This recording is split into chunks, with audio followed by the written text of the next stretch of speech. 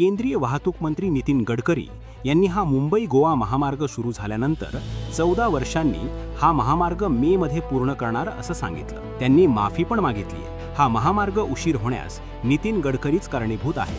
सिंधुदुर्ग सोडून रत्नागिरी रायगड अनेक ठेकेदार बदलले गेले आहेत। त्यांना पाठींशी घालण्याचं काम नितीन गडकरी यांनी केलंय। या मुंबई गोवा महामार्गावर कोकण वाशीय मृत्युमुखी पडले, त्यांची तुम्ही माफी मागणार? त्यांना आर्थिक मदत शासनातर्फे होणार आहे का, की ही माफी टोल वसुलीसाठी आहे? टोल वसुली करण्यासाठी जून पासून महामार्ग सुरू करणार आहे। जोपर्यंत मुंबई महामार्ग पूर्ण होत नाही तोपर्यंत तुम्ही टोल वसुली करू नका। जितका वर्ष महामार्ग रखडला आहे तितकं वर्ष आम्हाला टोल माफी करावी, हीच आमच्यासाठी माफी असेल। वैभव नाईक, ठाकरेगड।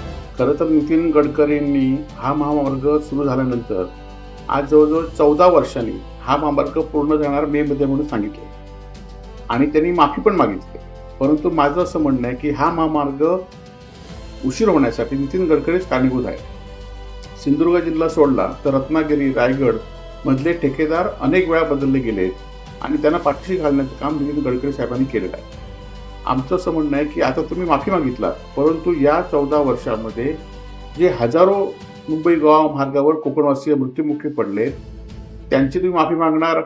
त्यांना काय आर्थिक मदत शासनातर्फे होणार आहे, की ही माफी फक्त टोल वसुली करण्यासाठी आहे? कारण मे मध्ये तुम्ही करणार म्हणजे जूनपासून तुम्ही टोल वसुलीसाठी हा महामार्ग सुरू करणार आहे। परंतु आमची शासनाला विनंती आहे आणि सिंधुदुर्गवासियांच्या वतीने की जोपर्यंत मुंबई गोवा पूर्ण होत नाही तोपर्यंत तुम्ही टोल वसुली करू नका आणि इतकं वर्ष प्रकल्प रखडला आहे त्यापेक्षा माफी मागण्यापेक्षा आम्हाला हा रस्ता इतकं वर्ष रखडल्यामुळे शासनाने टोल माफी करावी हीच आमच्यासाठी माफी असेल।